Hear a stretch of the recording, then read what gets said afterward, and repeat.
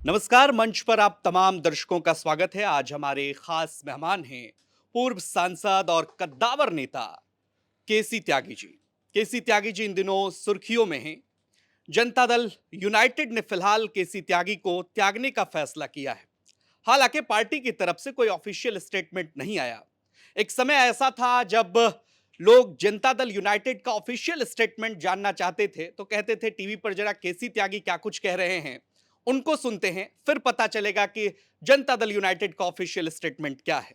नीतीश कुमार के बेहद करीबी रहे केसी त्यागी, जेडीयू ने उन्हें आखिर त्यागने का फैसला क्यों किया, इस सवाल पर केसी त्यागी जवाब देंगे और साथ ही साथ यह भी जानने की कोशिश करेंगे कि राजनीति में आगे केसी त्यागी का क्या कदम होगा। सर, बहुत बहुत स्वागत है मंच पर। धन्यवाद आपका।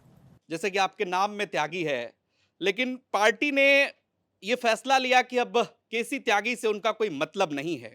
कहानी कहां से शुरू हुई, आपको पता होगा सर बेहतर। नहीं, मैं तो जनता दल यू का संस्थापक हूँ।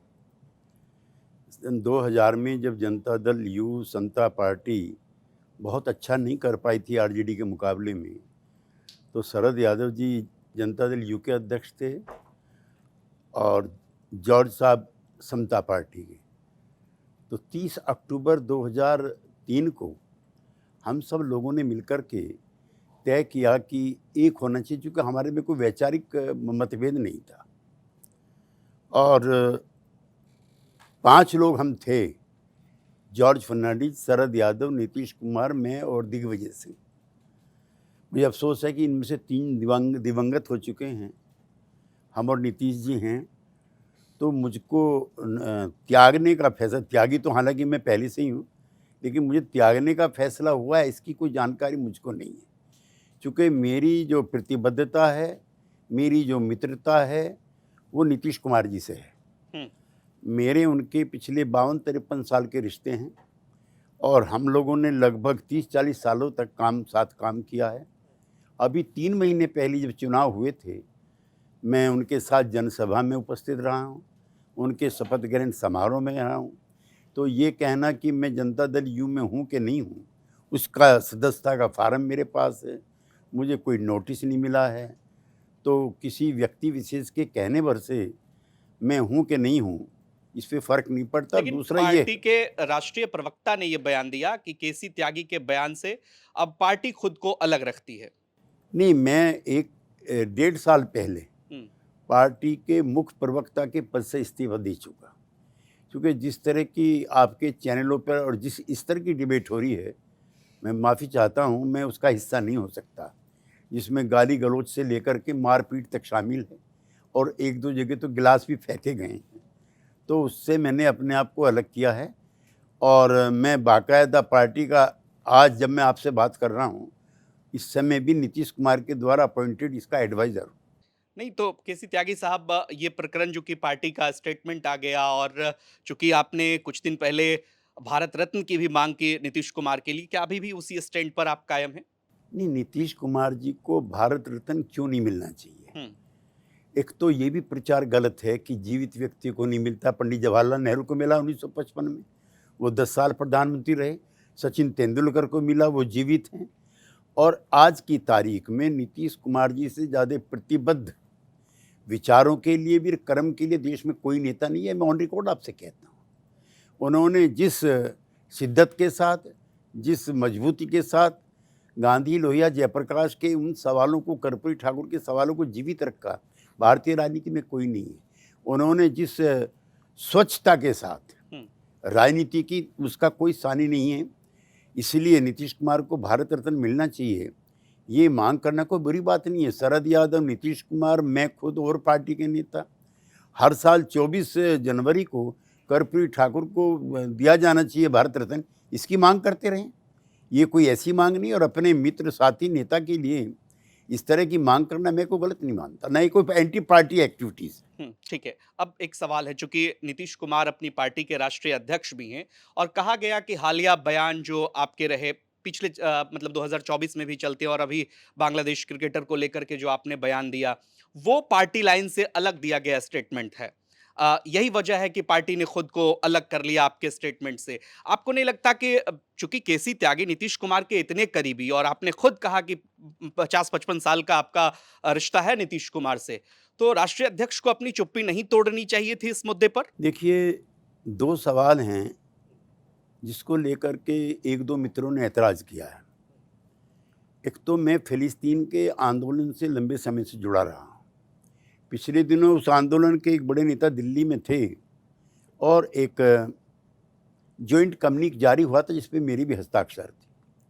महात्मा गांधी ने हरिजन में उस समय लिखा था जिस समय इसके निर्माण की बात चल रही थी फ़िलिस्तीन राज्य की, कि फ़िलिस्तीन ऐसे ही फ़िलिस्तीनियों का है जैसे ब्रिटिशर्स का ब्रिटेन है, जिस तरह से फ्रांसीसियों का फ्रांस एक।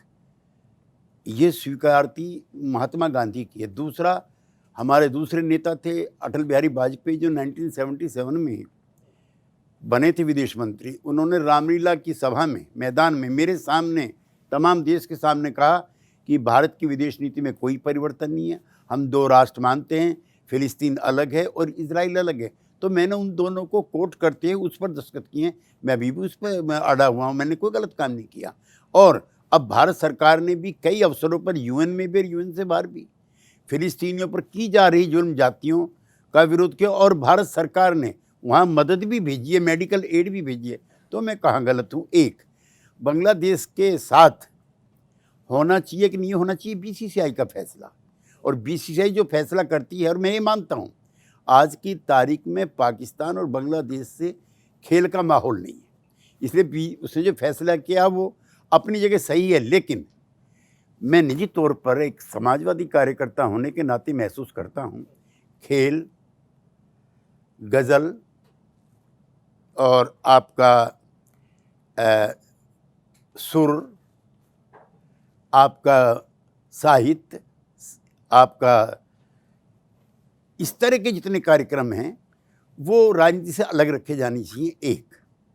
और दूसरा ये कि शाहरुख खान जैसे व्यक्ति को आप एंटी नेशनल कहो मेरे सामने, तो ये भी मुझको गवारा नहीं है। उसके पिताजी 16 साल की उम्र में फ्रीडम मूवमेंट का हिस्सा रहे। उस पर मुल्ला मौलवियों ने 1 दर्जन बार फतवे जारी किए हैं कि ये मंदिर में क्यों जाता है, ये गणेश पूजा क्यों करता है। तो मेरी आंखों के सामने, मेरी कानों को जब ये सुनाई देता तो मैं रिएक्ट करता हूँ। मैं आज भी रिएक्ट करता हूँ। शाहरुख खान उतना ही देशभक्त है जितना देश का कोई और आदमी हो सकता है। ये किसी को, मेरे मित्र को अप्रिय क्यों लगना चाहिए? आप चूंकि पढ़े लिखे सांसदों में आपकी गिनती हुई है, जब आप बोलते भी थे सदन में लोग उसको गौर से सुनते थे और बेबाक बोलते हैं, आप तरफदारियां नहीं करते। और एक कैफ भोपाली का शेर भी है कि जनाबे कैफ ये दिल्ली है, मीरो गालिब की यहाँ किसी की तरफदारियां नहीं चलती। इसी स्टैंड के साथ केसी त्यागी आगे भी बोलते रहेंगे। और आपको लगता है, इसमें 2 सवाल हैं, कि जेडीयू का क्या कोई वैचारिक पतन हुआ है इन दिनों, कि केसी त्यागी जैसे लोग अगर इस स्टैंड पर अपनी बात रख रहे हैं तो पार्टी के नेताओं को ऐतराज हो जाता है, उनके प्रवक्ताओं को बयान देना पड़ता है?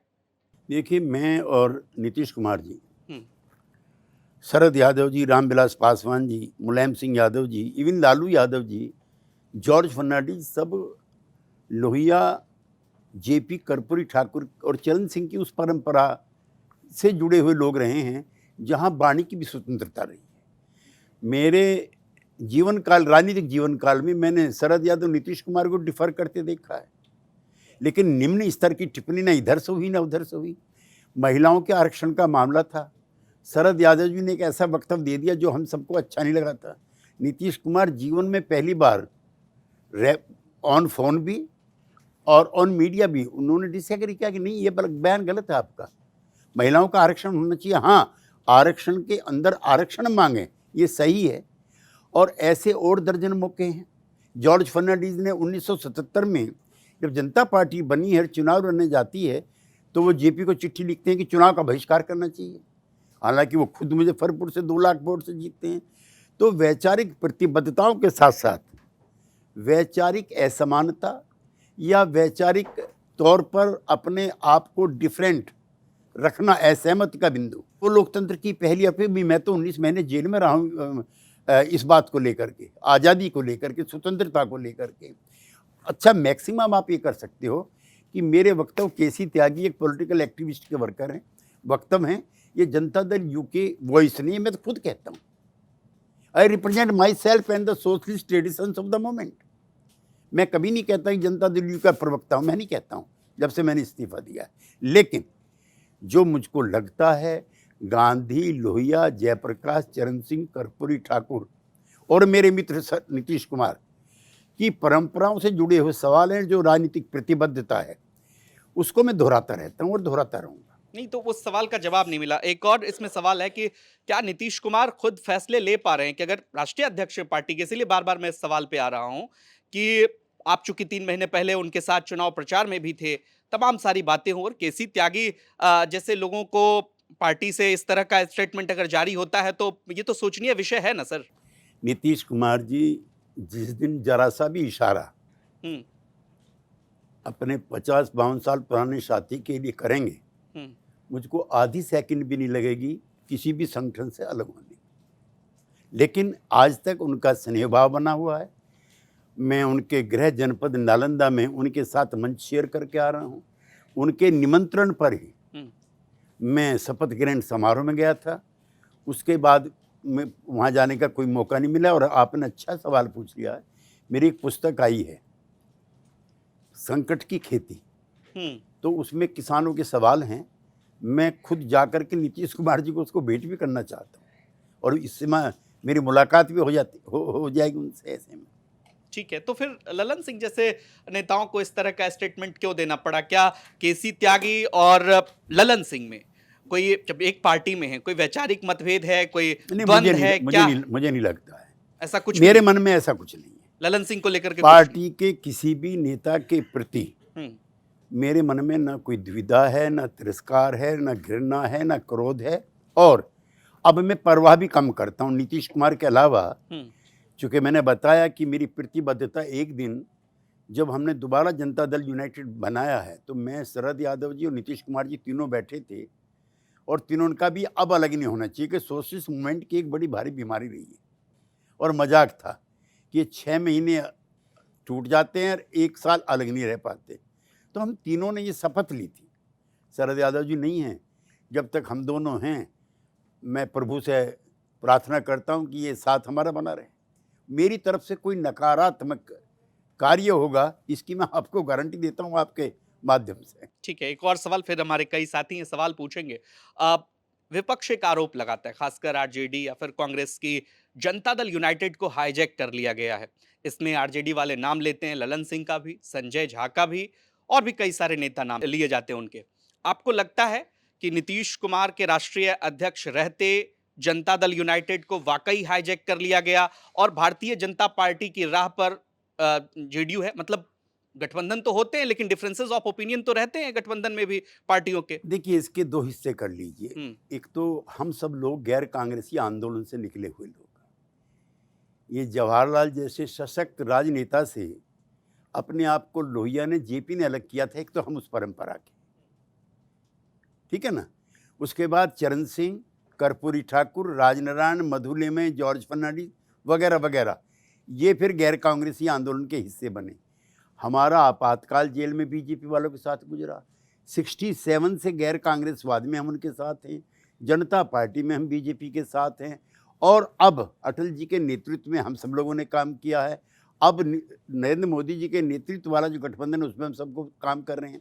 एक फ़र्क जरूर है कि अगर कोई वक्तव्य ऐसा हो जो समाजवादी आंदोलन की मूल धारा से विचलित हो, खास तौर से धर्मनिरपेक्षता का सवाल हो, समाजवादी आंदोलन के जो प्रश्न लोहिया जेपी छोड़ गए थे वो हों, कर्पूरी ठाकुर का सामाजिक न्याय का या नीतीश कुमार का गुड गवर्नेंस का एजेंडा हो, उस पर अगर कहीं प्रहार दिखता है तो एक एग्रेसिव सोशलिस्ट वर्कर के रूप में मैं रिएक्ट करता हूँ।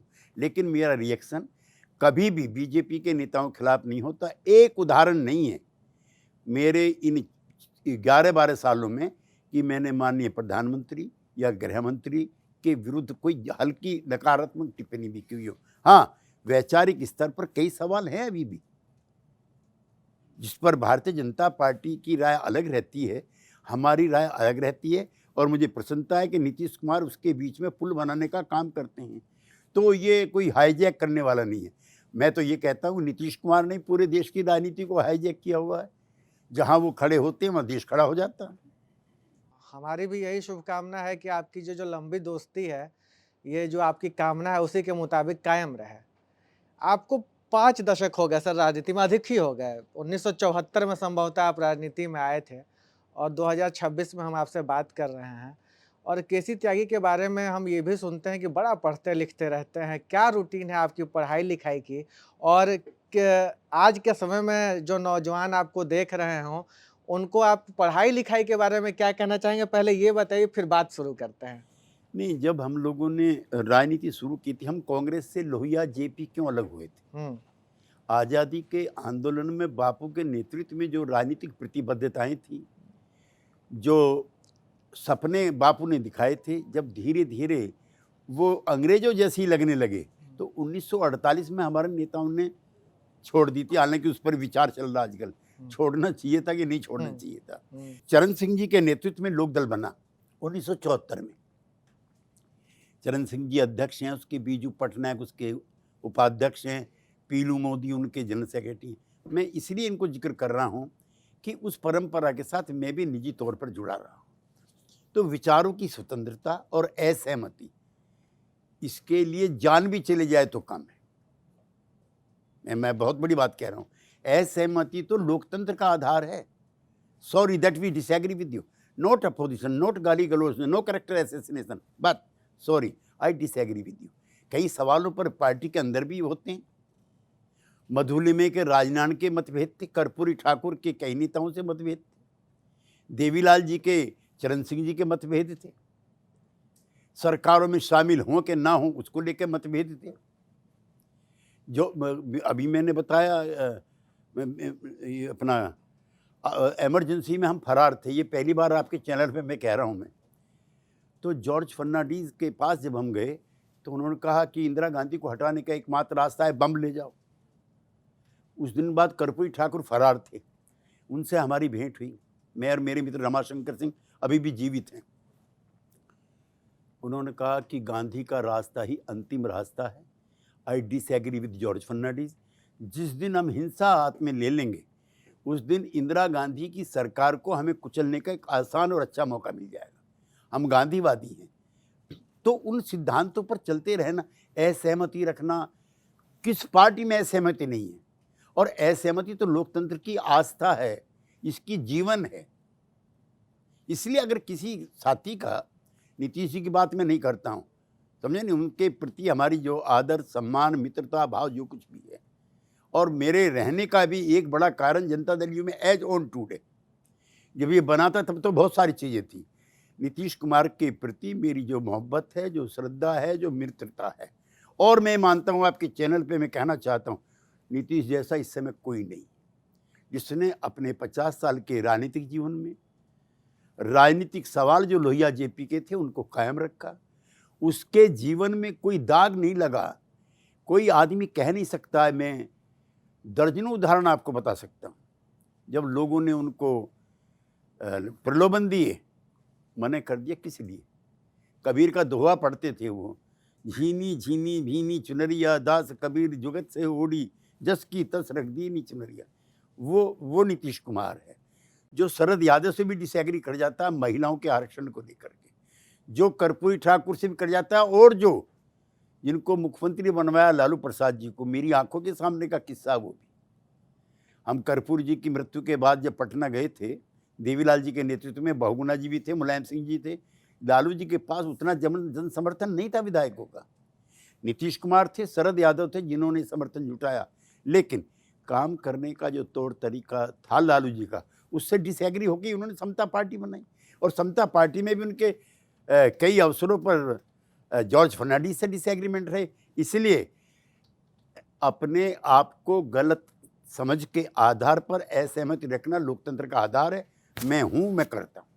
चलिए, खैर मैंने वो किताबों के बारे में पूछा था कि आप इतना पढ़ने वाले वही रूटीन। उसका मूल यही है। हाँ, जब हम राजनीति में प्रवेश किए थे हाँ, उस समय हमें किताबें पढ़ाई जाती थी, स्टडी सर्किल चलते थे, हैं? उस समय हरिजन बस्ती में जाना महीने में एक बार हमारे लिए लाजमी था। मुसलमानों की बस्ती में जाना धर्मनिरपेक्षता के लिए हमारा कुछ सवाल पढ़ना हमारे लिए लाजमी था। हम कोई पैसे दे के टिकट लेकर के नहीं आए थे। मैं और आपके चैनल पे कहना चाहता हूँ कि मैं जब पहली बार चुनाव लड़ा हूँ, चरण सिंह जी ने मुझे टिकट भी दिए और पैसे भी दिए। मैं दोबारा चुनाव लड़ा तो देवीलाल जी ने पैसे भी दिए, टिकट भी दिए। मैं राज्यसभा में जब बिहार से आया, नीतीश कुमार ने खाना भी खिलाया मुझको और राज्यसभा में भेजा। तो मैं तो उस परंपरा का हूँ भाई। अच्छा हाँ, किताबें जितनी पढ़ो उतना कम है। मैंने मार्क्स को पढ़ा है, मैंने बाकुनिन को पढ़ा है जो अराजकतावाद का सबसे वो है, मैंने एम एन रॉय को पढ़ा है। और मैं पीछे लंदन गया तो लोग नहीं जाते हैं, मैं तो मार्क्स की समाधि पर गया हूँ, वो रखी हुई उसकी कब्र, वहाँ पे मेरा फोटो है। और मैं आज़ादी के आंदोलन में भगत सिंह और सुभाष बाबू की जो प्रतिबद्धताएं हैं, जो कमिटमेंट है, उससे भी प्रभावित हूँ। लेकिन मैं हूँ गांधीवादी, लेकिन मैं भगत सिंह का जो कमिटमेंट है इंडियन फ्रीडम मूवमेंट के लिए, उसका भी मैं कायल हूँ। मैं लाहौर गया तो भगत सिंह की मूर्ति पे मैं फूल चढ़ा के आया। आप जॉर्ज फर्नांडिस वाले किस्से का जिक्र कर रहे थे तो मुझे भगत सिंह याद आ रहे थे कि कहीं वो बम की फिलॉसफी वाली बात तो फर्नांडिस साहब नहीं कहना चाह रहे थे। खैर उस पर नहीं जाएंगे, वो लंबा हो जाएगा किस्सा। मैं आता हूँ सर, आप तो बड़े वरिष्ठ हैं, आपने ज़्यादा दुनिया देखी है, ज़्यादा समाज और राजनीति देखी है। बट प्रेम और दोस्ती की का एक ऐब है। वो ऐब ये है कि आपको, जिससे आप प्रेम करते हैं, जो आपका इष्ट मित्र होता है, आपको उसके दुर्गुण, उसकी दुर्बलताएं, ये सब दिखने बंद हो जाते हैं। मैं ये बात क्यों कह रहा हूँ कि बात आप नीतीश कुमार जी के लिए भारत रत्न की मांग कर रहे हैं, अच्छी बात है, करनी भी चाहिए। आप जिससे प्रेम करते हैं उसके लिए बेहतर की मांग करेंगे। लेकिन जब नीतीश कुमार की राजनीतिक यात्रा हम लोग देखते हैं, हमारे जैसे नौजवान और हमारे जैसे लोग पढ़ते हैं जब उनके बारे में, या उनकी सियासत को आज भी देख रहे होते हैं, 2003 में वो प्रकरण की गुजरात दंगों को भूलकर हमें आगे बढ़ना चाहिए, नरेंद्र मोदी को एक सर्टिफिकेट देना, 2013 में उसी नरेंद्र मोदी के खिलाफ खड़े हो जाना कि मेरी अंतरात्मा गवारा नहीं कर रही है, 2015 में चिर विरोधी लालू के साथ आकर महागठबंधन बनाकर सरकार बना लेना, 2017 में महागठबंधन को तोड़ देना, फिर भाजपा के साथ चले जाना, फिर इंडिया अलायंस बनाने की कवायद करते करते फिर भाजपा के साथ चले जाना। मतलब ये कौन सी वैचार की है सर, ये कि आपका एक तरफ धुर दक्षिणपंथी पार्टी है जिसके साथ आपको गलबहियां करने में बिल्कुल भी दिक्कत नहीं होती है, जब चाहते हैं आप गलबहियां करते हैं, एक तरफ धुर सेंट्रिस्ट पार्टियां हैं, वामपंथी पार्टियों का सपोर्ट है। ये किस तरह की राजनीति नीतीश कुमार करते हैं जिसके लिए आप भारत रत्न देने की मांग कर रहे हैं?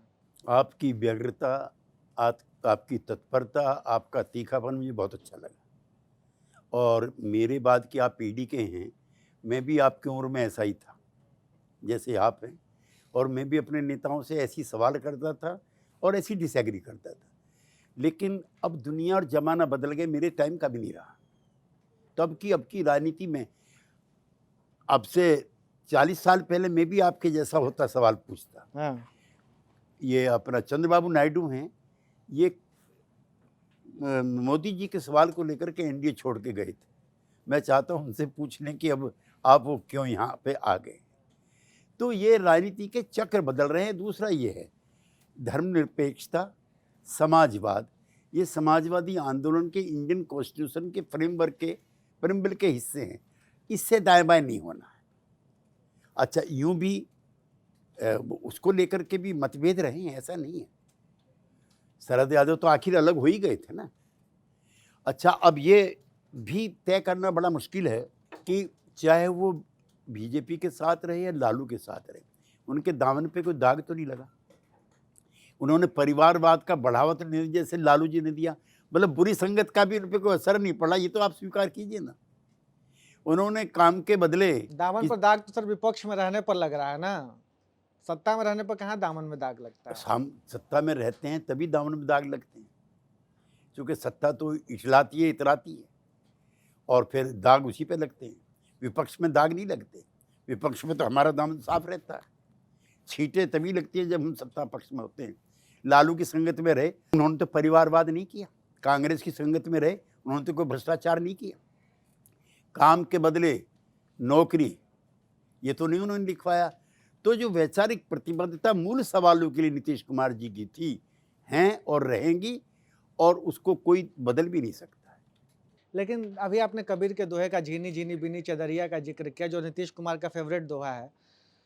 उसके नाम से एक उपन्यास है अब्दुल्ला बिस्मिल्लाह का, झीनी झीनी बीनी चदरिया। बनारस के जुलाहों पर है, बनारस में जो बुनकर हैं उनके जीवनी पर है। आज 2026 में भारत में मुसलमानों के कुछ मुद्दे हैं जिसको लेके वो बड़े मुखरता से सामने है, चाहे उनके इबादत स्थल के मुद्दे हों, चाहे जो हों, आप समझ रहे हैं। एक आप प्रेम्बल का जिक्र कर रहे हैं जिसमें सेकुलरिज्म शब्द है, जिसकी प्रस्तावना में संविधान की, लेकिन राज्य के मुखिया बैठ के मंदिर में पूजा कर रहे होते हैं, मंदिर का उद्घाटन करवा रहे होते हैं उस जगह पर जिसका एक पुराना विवाद है। तो इस राजनीति के साथ कैसे नीतीश कुमार एडजस्ट कर पा रहे होते हैं? देखिए, राम जन्मभूमि और बाबरी मस्जिद का विवाद अदालत ने तय कर दिया। याद करो, जिस दिन एनडीए बना है जॉर्ज फर्नांडीज और अटल बिहारी वाजपेयी के नेतृत्व में, ये तय हो गया था कि विवादास्पद मुद्दे नहीं उड़ाए जाएंगे। आखिरी वक्त हम इसके साथ रहे जब अदालत ने फैसला कर दिया that particular land belongs to Ram Hindus, मंदिर, हाँ। हमने इसका स्वीकार कर लिया। और याद करो, जिस दिन आर्टिकल 370 हटाया गया है, Janata Dal you led by Nitish Kumar NDA का हिस्सा था, हमारे सांसदों ने वॉकआउट किया। यूनिफॉर्म सिविल कोड है, उस पर बाबू नीतीश कुमार का एज पार्टी प्रेसिडेंट लिखी हुई चिट्ठी है कि ये सेंसिटिव इशू है, ऐसे सवाल जल्दबाजी में हल नहीं किए जाने चाहिए। जितने भी स्टेक होल्डर्स हैं, जितनी पॉलिटिकल पार्टीज़ हैं, जितने रिलीजियस आउटफिट हैं, जितने चीफ मिनिस्टर्स हैं, सबसे सलाह मशवरा करके करना चाहिए। और मैं आपसे एग्री करता हूँ, उसको बढ़ाना चाहता हूँ। आज आम सहमति के, अभी मैं अटल जी का पढ़ रहा था, उसने कहा मैं आज सरकार में हूँ, बहुमत में हूँ, लेकिन मैं कहना चाहता हूँ फिर भी सब सवालों पर आम सहमति बनाने का प्रयास करो। मैं एनडीए का कार्यकर्ता होने के नाते अपने एनडीए के नेताओं से भी कहना चाहता हूँ कि टकराव, मैं नहीं कह रहा कि हमारे नेता टकराव कर रहे हैं, लेकिन टकराव की राजनीति से देश का विकास रुकेगा। ज़्यादा से ज़्यादा सवालों पर आम सहमति बनाने के प्रयास होने चाहिए और विपक्ष को उसके साथ सहयोग करना चाहिए। जैसा नकारात्मक विपक्ष आज है, हम तो इससे भी ज़्यादा इंदिरा जी का विरोध किए, लेकिन संसद के अंदर मैं रह चुका हूं दोनों सदनों में। मैं बहुत विनम्रता से कहना चाहता हूं, रूलिंग पार्टी के लिए वो बुरा दिन होता है जब संसद चलती है। आप आंसरेबल होते हैं, आपको जवाब देने होते हैं। सरकारी पक्ष के लिए इससे मजे क्या बात है, 1 महीने तक पार्लियामेंट चले और एक दिन भी सदन में जवाब न देना पड़े। क्या सहज स्थिति। सर, बिहार के चुनाव के जब नतीजे आए इस बार विधानसभा चुनाव के, तो उसके बाद बिहार की राजनीति में कुछ ऐसे बदलाव हुए शासन व्यवस्था में, शासन के फैसलों में, जो इको किया उत्तर प्रदेश से। उत्तर प्रदेश में योगी आदित्यनाथ जी का शासन है, भाजपा के मुख्यमंत्री, उत्तर प्रदेश के मुख्यमंत्री योगी आदित्यनाथ जी का 2 मॉडल बड़ा चलता है। एक बुलडोजर मॉडल न्याय व्यवस्था का, शासन व्यवस्था का, और दूसरा पुलिसिंग व्यवस्था का, एनकाउंटर मॉडल। बिहार में भी ये इको किया कि सम्राट चौधरी ने कहा बुलडोजर तो चलेगा, इनकाउंटर तो होगा। एक समाजवादी नेता के तौर पर, एक 5 दशक के राजनीतिक अनुभव रखने वाले नेता के तौर पर, एक उस नेता के तौर पर जो बिहार को रूल कर रहे हैं जिसकी पार्टी, क्या आपको ये न्याय की ये व्यवस्था और शासन की व्यवस्था आप लोगों को सही लगती है कि बुलडोजर चला करे? बिहार में तो नीतीश मॉडल चल रहा है, वही मॉडल चलेगा। अदालत जब तक किसी को दोषी नहीं मानती है, किसी का घर नहीं टूटना चाहिए। अदालत जब तक कोई फैसला नहीं देती है, चाहे किसी भी धर्म का व्यक्ति हो, उसके आधार पर उसके विरुद्ध बदले की कार्रवाई नहीं होना चाहिए। ये नीतीश मॉडल है, न्याय के साथ विकास, न्याय सबके साथ। जो प्रेम्बल में कॉन्स्टिट्यूशन में लिखा गया, जो 3 दिन पहले हमने 26 जनवरी को मनाया है, उसमें लिखा है कि सभी धर्मों के लोगों को अपनी आस्थाएं अपने अपने तरीके से मानने का अधिकार है। कुछ नए लोग विचारक जुड़े हैं भारतीय जनता पार्टी से और उनके विचार पद्धति से। अब वो एक डिमांड कर रहे हैं कि प्रस्तावना से सेकुलरिज्म शब्द को हटा के भारत को ट्रू सेकुलर कंट्री, जो 1950 संविधान को अंगीकृत करने से पहले जो भारत एक सेकुलर गणतंत्र ऑलरेडी था, उधर लौटाने की जरूरत है। ये मांग हो रही है कि इसी शब्द को हटा दो, यही सबसे समस्या का जड़ है, धर्मनिरपेक्षता। नहीं, जनता दल यू, समाजवादी आंदोलन से जुड़े हुए लोग इस प्रेम्बल से धर्मनिरपेक्षता और समाजवाद हटाए जाने के पक्षधर नहीं, इंक्लूडिंग माई पार्टी। कई अवसरों पर हमारे नेता इस बात को कह चुके हैं, और फिर जॉर्ज फर्नांडीज, नीतीश कुमार, शरद यादव, कर्पूरी ठाकुर, ये तो समाजवाद की आत्मा से निकले हुए लोग हैं। इन्होंने सफ़र किया इस सवाल को लेकर के, और अब जो नया है वो है सामाजिक बराबरी, इस पर कोई कॉम्प्रोमाइज़ नहीं। ये सारे सवाल हमारे बिहार के कर्पूरी ठाकुर के, नीतीश कुमार के आंदोलन से निकले हुए सवाल हैं। जातिगत जनगणना किसने शुरू की? हमारी बिहार की सरकार ने। तो ये सवाल कोई आयातित नहीं है कि ये आपातकाल में लिखा गया। अगर आपातकाल में एक चीज़ अच्छी हुई है तो आप कैसे विरोध करेंगे उसका? इसलिए समाजवादियों की इच्छा है, समाजवादियों की राय है, अनुशंसा है कि ये दोनों संविधान के अंदर रहने चाहिए। चलिए आखिरी सवाल लूँगा सर आपसे। एक खुलासा करके जाइए कि मतलब आज भी स्थिति ये मुफीद स्थिति मौजूद है कि चंद्रबाबू नायडू का ज़िक्र आपने कर ही दिया, नीतीश कुमार के बारे में हम लोग बात कर ही रहे हैं कि ये 2 लोग 2 पाए हैं मोदी सरकार के, ये हट जाएँगे तो सरकार गिर जाएगी। नीतीश कुमार तो इंडिया अलायंस के संयोजक हो रहे थे, इंडिया अलायंस का थॉट कहते हैं कि उनका था। उनके पास मौका है देश के प्रधानमंत्री बनने का, है और आगे भी संभवतः रहेगा, वो स्वस्थ रहेंगे, कुशल से रहेंगे तो। नहीं, तो मेरा ये तो क्यों हट गए वहाँ से, और क्या इस तरह का कोई ख्वाब नीतीश कुमार के मन में नहीं है? देखिए, उस वार्तालाप का 2 वार्तालाप का मैं हिस्सा रहा हूँ।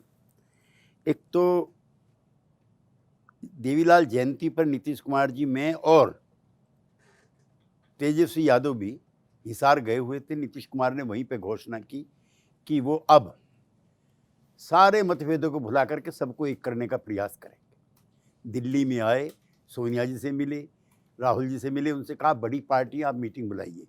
6 महीने तक कोई मीटिंग नहीं हुई।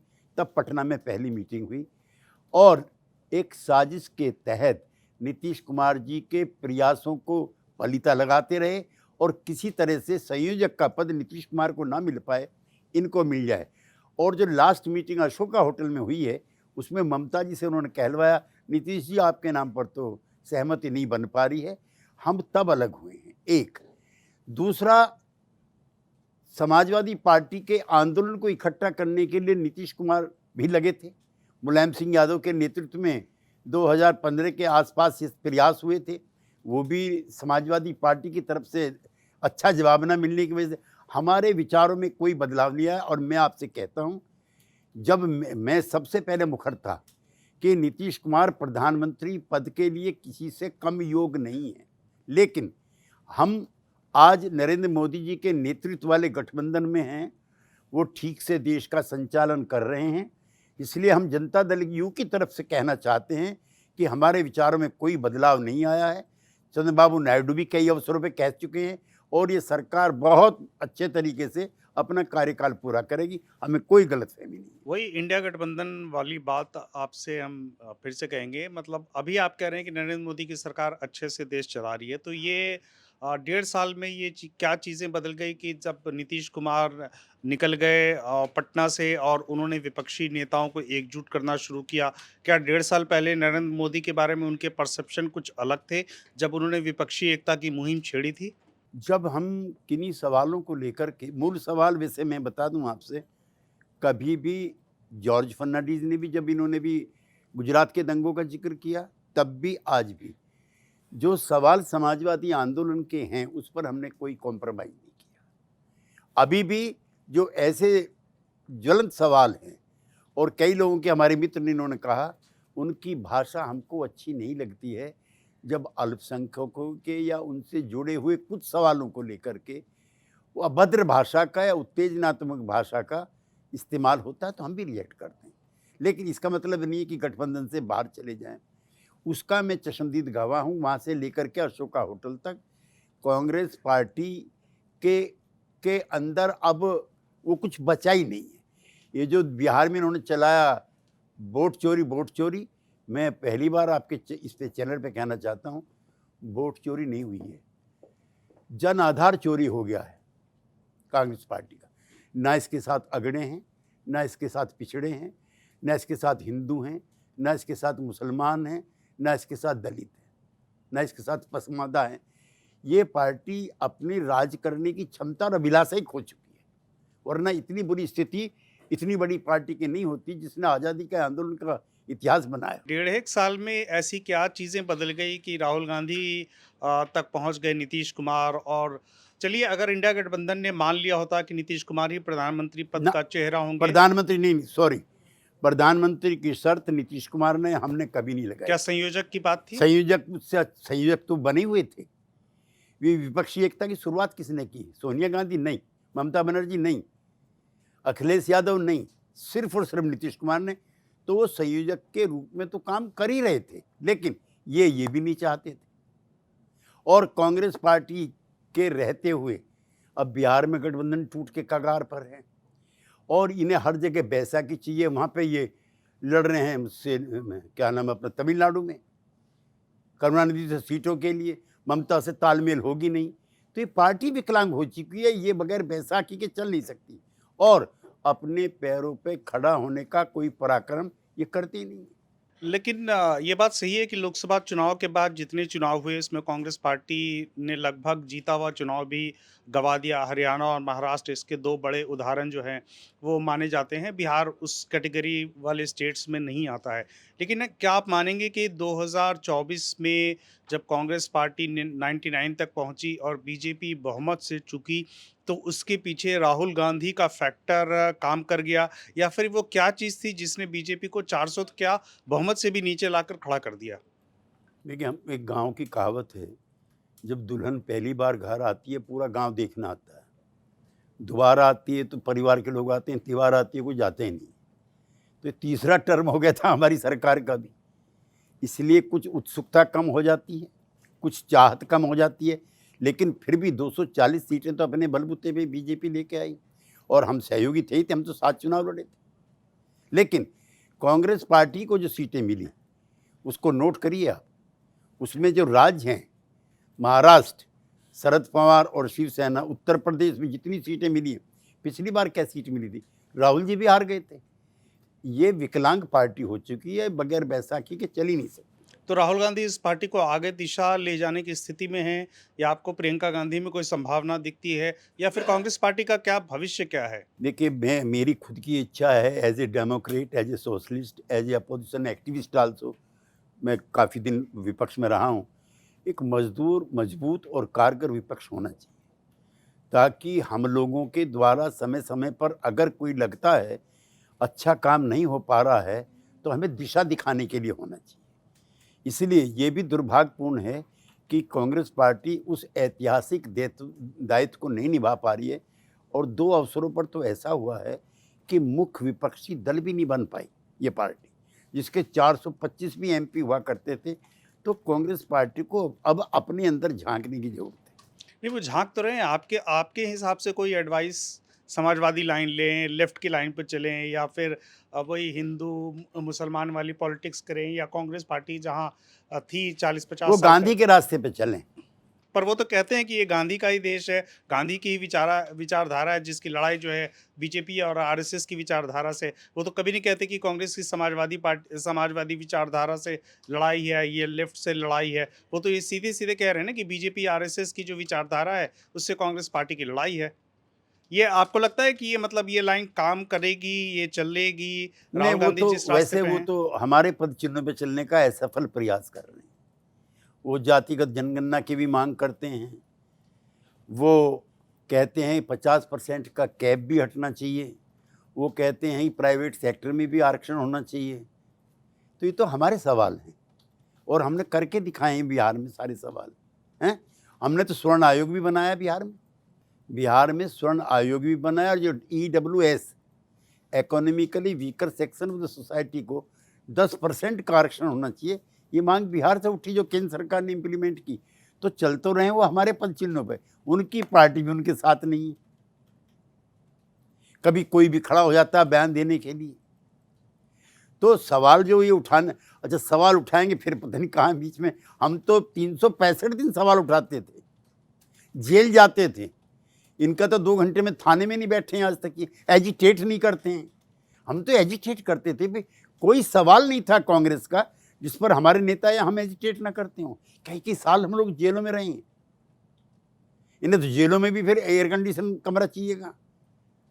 हम तो वहाँ लेटे रहते थे उसमें बंद कोठरी में। मेरी तरफ से एक आखिरी प्रश्न जिसकी बड़ी देश में चर्चा चल रही है। यूजीसी ने जो रेगुलेशन दिया है, ये पूरी लड़ाई जो है वो upper caste versus SC ST OBC की हो गई है। एक तो ओबीसी को लेकर जो पॉलिटिक्स पिछले कुछ वक्त से चल रही थी, अब उसको जो है उसमें अपर कास्ट को बिल्कुल अलग कर दिया गया। तो आपकी कोई ओपिनियन, पार्टी की कोई ओपिनियन इस पर? देखिए रोहित वेमुला का जब कांड हुआ था तो शेड्यूल कास्ट में एक तो यूं भी कम लड़के ऊपर तक की पढ़ाई पढ़ते हैं आरक्षण के बावजूद भी। और रिसर्च में मेरा वक्तव्य मैं आपको बाद में भिजवाऊंगा, मैं इस पे बोला था, रिसर्च स्कॉलर तो 1 करोड़ में 1-2 निकलते हैं। उसकी बहुत ही जिन परिस्थिति में हुई थी, मैं ऑन द स्पॉट भी हैदराबाद गया था, तो तब ये सवाल उठे थे। अब इसमें ये है कि किसी भी, अब ये देखिए मैंने पहले ही आपसे कहा, आम सहमति बनाओ, उन लड़कों से बात करो। मंडल कमीशन के दौरान मेरे घर के बाहर 50-100 लड़के रोज़ खड़े रहते थे, क्योंकि मैं वीपी सिंह के साथ था, लेकिन हम उनको सवाल नहीं दे पाते थे, जवाब नहीं दे पाते थे। आज वो स्थिति नहीं होनी चाहिए। ये सरकार multi caste multi class party की सरकार है, ये कोई एक वर्ग विशेष की नहीं है। इसको मत सवर्णों की कहो, मत अगर पिछड़ों की कहो, ये अति पिछड़ी में सब तरह के इसमें लोग हैं। लिहाजा उन लड़कों से भी संवाद करो जिनके दिमाग में ये बात बैठ गई है कि ये नियम उनके विरुद्ध हैं। एक, अगर कुछ लगता भी है अमेंडमेंट करो, लेकिन जो दलितों के, आदिवासियों के, पिछड़ों के जो सवाल अनआंसर्ड रहे हैं अब तक, उसका भी हल इसमें खोजना जाना चाहिए। तो इसी का एक सप्लीमेंट्री है, क्या ओबीसी को जो इंक्लूड किया गया है उस पर आपकी कोई टिप्पणी है? क्या ये सही है, गलत है, या स्टेटस को पहले जो था नहीं, वही? ओबीसी के भी मैं जोड़े जाने के खिलाफ नहीं हूँ। देखिए अब एक नई बहस चल गई है कि यादव कुर्मी इसमें से हटाए जाएं, ये पिछड़े नहीं हैं। तो मेरे पास ऐसे भी आंकड़े हैं, उस पर किसी दिन आप रख लीजिए इस पर, और मैं चाहता हूँ मेरे किसी विरोधी को बैठा लीजिए। देश में एक भी वाइस चांसलर इन तबकों का नहीं है, जो मेरे पुराने आंकड़े थे। कितने एम्बेसडर हैं उसके निकालिए, हम तो सब आंकड़े लेके बात करते थे। इसलिए ये ओवर रिप्रेजेंटेड हैं these section of the society, ये गलत बात है। एससी एसटी बैकवर्ड के मैं बात कर रहा हूँ, मैं इनका फेयर रिप्रेजेंटेशन नहीं है। लेकिन इसमें कोई अपर कास्ट के खिलाफ गाली गलौच हो, ये वो, इसका पक्षधर मैं नहीं। नमस्कार। यूजीसी के मुद्दे पर आपने अपनी बात रखी, लेकिन पार्टियां बहुत सारी बोलने से बच रही हैं इस मुद्दे पर। कई नेता हैं जो खुलकर सामने नहीं आ रहे हैं, क्या वजह लगती है आपको इसकी? भाई, मंडल कमीशन के दौरान जितने मिसअंडरस्टूड लोग किए गए, अब जैसे मैंने अपर कास्ट का होने के बाद मंडल के पक्ष में बोल दिया, तो मेरी अपनी कम्युनिटी के लोग मुझसे पूछते थे। तो ये सवाल इतने व्याकुल हो गए हैं सोसाइटी में कि अब सच बोलना भी दरकिनार हो गया। इसलिए लोग डर गए हैं। अब कोई लोहिया या गांधी नहीं बचा। गांधी ने गोली नहीं खाई थी क्या? ईसा मसीह चढ़े थे सूली पर ना। अब तो वो परंपराएं नहीं रही। अब तो सुरक्षित जोन में सब लोग खेलते हैं। मैंने बहुत विनम्रता से आपसे कहा, लड़कों से बात करो, लेकिन वो इश्यूज जो एससी एसटी बैकवर्ड के हैं वो माइन्यूट डाइल्यूट नहीं किए जाने चाहिए। उनके साथ बेइंसाफी होती है, इसमें दो राय नहीं है। कहाँ प्रोपोर्शनल रिप्रेजेंटेशन है? जब मंडल कमीशन लगा था तो बैकवर्ड क्लास के जो पॉपुलेशन थी वो 52% आंकी गई थी। बिहार के हमारे आंकड़े कह रहे हैं 64% है। अगर उन वर्गों के लोग ये मांग करते हैं कि प्रोपोर्शनल रिप्रेजेंटेशन दो, तो क्या गलत बात है? चलिए, अब बिहार की राजनीति पे थोड़ा आते हैं। निशांत कुमार को लेकर काफ़ी चर्चा चल रही है कि उनकी जेडीयू में एंट्री होने वाली है, क्योंकि आप नीतीश कुमार के काफ़ी करीबी रहे हैं। तो क्या निशांत को लेकर कभी नीतीश कुमार ने आपसे कभी कुछ कहा हो, या फिर आपको क्या लगता है निशांत को राजनीति में एंट्री लेनी चाहिए? देखिए, अगर नीतीश कुमार कभी परिवारवाद की राजनीति के पक्षधर नहीं रहे, और अगर सच पूछना चाहते हो तो हम समाजवादी तो जो जवाहरलाल की लीगेसी थी उसके भी खिलाफ थे। आज की तो बात छोड़ दीजिए। इसलिए नीतीश कुमार जी ने किसी स्टेज पे नहीं कहा निशांत की एंट्री हो। निशांत अगर एंट्री करना चाहते हैं तो कोई भी नौजवान स्वतंत्र है, लेकिन नीतीश कुमार उसको प्रमोट करेंगे ऐसा करके मैं नहीं मानता। संयोग से समाजवाद का जिक्र हुआ, और 1989 के आसपास जिस समय मंडल और कमंडल की राजनीति एक साथ शुरू हो रही थी, वही वक्त था जब आप संसद में थी, आप बीपी सिंह के साथ थे। वाजपेयी के दौर को भी आपने देखा, प्रधानमंत्री मोदी के दौर को भी देखा।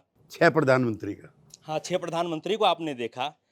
अपनी विचारधारा, गठबंधन के बीच का संतुलन, इस दोनों के बीच में जो संतुलन है, उसको साधने में सबसे ज़्यादा दिक्कत कब हुई? वाजपेयी के दौर में या मौजूदा वक़्त में?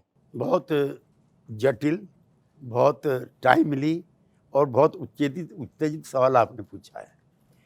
असल में ये अगर समाजवादी पार्टी की सरकार हुई होती तो मैं आपके सवालों का अच्छा जवाब देता। ये गठबंधन की राजनीति का दौर है और जब हमारी संख्या ज़्यादा होती है तो हम अपने सवालों की प्रखरता को थोड़ा और अच्छी तरीके से उजागर करते हैं। हमारी संख्या कम है, हम 12 एमपी हैं समाजवादी विचारधारा के, यानी कि जनता दल यू के, और हमारे बगैर भी 2-2 बार भारतीय जनता पार्टी की सरकार रह चुकी है। लिहाजा समन्वय करने में कई बार दिक्कत आती है, मैं आपसे एग्री करता हूँ, मैं कुछ छुपाना भी नहीं चाहता, लेकिन यह गठबंधन की राजनीति की मजबूरी है। अगर इसमें रहना है तो ऐसे ही रहना है, लेकिन जो मूल सवाल है धर्मनिरपेक्षता का भी, उस पर भी पार्टी बोलती रहती है। मैं पहले भी आपके मित्र राय साहब को कह चुका हूँ, और समाजवाद शब्द को लेकर के भी हम अपने सवाल उठाते रहते हैं। तो क्या ये मजबूरी ही है कि आपने प्रवक्ता पद से खुद को अलग कर लिया? नहीं, मैं तो चौधरी चरण सिंह ने प्रवक्ता बनाया था 1984 में। अब यार 40 साल तो मुझको हो गए हैं, ज़्यादा हो गए, हाँ 40 साल हो गए, तो मैं उब भी गया। चूँकि वर्तमान में जिस तरह से बहस का स्तर हुआ है, वो मेरे एक तो उम्र के लोग नहीं बचे इसमें चैनल में, और फिर कोई पानी फेंक रहा है, कोई कुछ कर रहा है, तो माफ़ करना भाई, ये मेरी मर्यादा के खिलाफ नहीं है। मैं जेपी मेरे कंधे पे हाथ रख के मंच पर चढ़ चुके हैं, चौधरी चरण सिंह चढ़ चुके हैं, देवीलाल चढ़ चुके हैं, और मैं जयप्रकाश जी की 25 जून 1975 की जो रामलीला मैदान में सभा हुई थी उनके मंच पे भी था। तो मैं आजकल के जो आपके विद्वान प्रवक्ता हैं उनकी कतारों से अपने आप को असंबद्ध करता हूँ। बस आखिरी सवाल, आपने चूंकि समाजवाद का जिक्र किया, लोहिया का जो समाजवाद था, जहाँ तक हमने समझा है, वो समानता की बात करते थे। मौजूदा वक्त में हम अगर बिहार को ही देख लें तो आर्थिक तौर पर, जातिगत और बाकी चीज़ों पर तो बहस खैर लंबी हो जाएगी, आर्थिक तौर पर तो समानता नहीं है। नहीं है। उसके साथ जब हम देखते हैं कि जो बिहार पर कर्ज है वो लगातार बढ़ता चला जा रहा है, 3 लाख करोड़ तकरीबन पार कर गया है। इस समानता को पाटने के लिए, चूंकि जिस समय केंद्र में अटल बिहारी वाजपेयी की सरकार थी, उस समय जॉर्ज फर्नांडिस साहब भी थे, वो तमाम लोग थे जिन्होंने समाजवाद आंदोलन के सिरे को पकड़ करके भारतीय राजनीति के दामन को थामा था। आपको लगता नहीं है कि समाजवाद का जो विचार लोहिया का था, जो विचार उसके बाद के नेताओं का था, जो जिक्र मधुलिमय करते थे, दंडवतें करते थे, वो कहीं ना कहीं मंच के नारों के इर्द गिर्द ही गुम हो गया? पार्टी सत्ता में आती है और वो समाजवाद खो जाता है। असल में सोशलिज्म का जो बेसिक कंसेप्ट था वो कार्ल मार्क्स के से शुरू होता था, कैपिटल से, that all the means of the production will be owned by society. वो फेल हो गया रसिया में भी और चाइना में भी। फिर डेमोक्रेटिक सोशलिज्म चला जो लोहिया जेपी का था, और उत्पादन के जो साधन से मीन्स ऑफ प्रोडक्शंस हैं वो बटे, जैसे ज़मीन बटे, जो उसका आंदोलन हमारे लोगों ने चलाया। लेकिन समाजवादी आंदोलन ख़त्म नहीं हुआ है। जो पूंजीवादी शक्तियां हैं, जो बाजार की ताकतें हैं, वो ज़्यादा प्रभावी और असरदार हो गई। चलिए सर, अब सवालों के आखिरी दौर में चलते हैं। चूंकि इस इंटरव्यू में आपने करीब करीब ये क्लियर कर दिया, लोगों के मन में कंफ्यूजन था, खास करके हम पत्रकारों के मन में भी, कि केसी त्यागी को क्या लिखें, जेडीयू नेता या पूर्व जेडीयू नेता। तो जेडीयू नेता तो हैं केसी त्यागी जी, और नीतीश कुमार के साथ भी हैं। बिहार में एक और चीज देखी गई, आखिरी सवाल होगा, कि बिहार एक अल्टरनेट तलाश रहा है, और भारतीय जनता पार्टी भी। अब तक गृह विभाग जो था नीतीश कुमार के पास था, सम्राट चौधरी गृह मंत्री बने हैं। आप इस चीज को कैसे देखते हैं? क्या बिहार कोई अल्टरनेट तलाश रहा है, नीतीश कुमार का विकल्प तलाश रहा है, या गठबंधन में नीतीश कुमार का विकल्प तलाशा जा रहा है? या इसमें एक और सवाल ऐड ऑन कर देते हैं, खत्म करेंगे फिर, कि नीतीश कुमार के बाद कौन होगा बिहार में, या जनता दल यूनाइटेड में विकल्प? देखिए, नीतीश कुमार का कोई विकल्प बिहार में नहीं और ना हो सकता है। नीतीश कुमार बनने में, संवरने में, सजने में, स्थापित होने में 50 साल लगते हैं। और जो हमारी और नीतीश कुमार की और इवन लालू जी भी के बाद की जो पीढ़ी है, उसमें कोई नीतीश कुमार बनने की क्षमता रखता हो, मुझे ऐसा नहीं दिखता। मैं बहुत स्नेह भाव से कहना चाहता हूँ, नीतीश कुमार ने अपने 50 साल के जीवन में कभी अपने पे कलंक नहीं लगने दिया, उसने परिवारवाद को बढ़ावा नहीं दिया। और आपसे जो पहले की पीढ़ी है बिहार की, वो जानती है किस तरह का मिसमैनेजमेंट और बैड गवर्नेंस उस ज़माने में थी, उससे निकालने में काफ़ी प्रयास नीतीश कुमार ने किए हैं। इसलिए एक तो नीतीश कुमार का कोई विकल्प नहीं हो सकता, मैं बहुत जिम्मेदारी से कहना चाहता हूँ। नहीं तो मतलब जनता दल यूनाइटेड, नीतीश कुमार आपने खुद कहा कि ये आखिरी पीढ़ी के हम लोग बचे हुए हैं, तो नीतीश कुमार के बाद जनता दल यूनाइटेड में नंबर 2 कौन है? चलिए यही बता दीजिए, नंबर 2 आप किसे मानते हैं? ये नंबर 2 नीतीश कुमार का विचार ही है और कोई नहीं, मैं ऐसा मानता हूँ। नीतीश और उसका विचार, बाकी पॉलिटिकल हायरार्की में जो नीतीश बना है 50 साल में, ऐसा हम लोगों में से कोई बिहार की राजनीति में इस समय स्थापित नेता नहीं। एक टिप्पणी प्रशांत किशोर पर भी हो जाए, चुनाव लड़े, हार गए, मतलब एक विधायक भी उनके जीत नहीं सके। उन्होंने कहा कि हमने ईमानदार कोशिश की लेकिन सफलता नहीं मिली, जनता ने नकार दिया। क्या सलाह देना चाहेंगे उन्हें? नहीं, चुनाव मेरे बहुत अच्छे मित्र हैं हुँ, और जब वो आए हैं हम लोगों के साथ जेडीयू में 2013-14 में, तो काफ़ी दिन मेरे उनके साथ मेरे मकान पे गुजरे थे। उनके अंदर अद्वितीय क्षमता है काम करने की, मेहनत करने की, जी, लेकिन मैं बिहार की राजनीति के लिए उनको उपयुक्त नहीं मानता, क्योंकि बिहार की राजनीति दो ध्रुवों के बीच में पोलराइज हो चुकी है। मैंने उनसे भी कहा था, उनके मित्र से भी कहा था, वर्मा जी से, कि तीसरे अल्टरनेटिव की बिहार में फिलहाल कोई गुंजाइश नहीं है। लालू या लालू नहीं, नीतीश या नीतीश नहीं, इसके बीच में ही पोलराइज्ड है।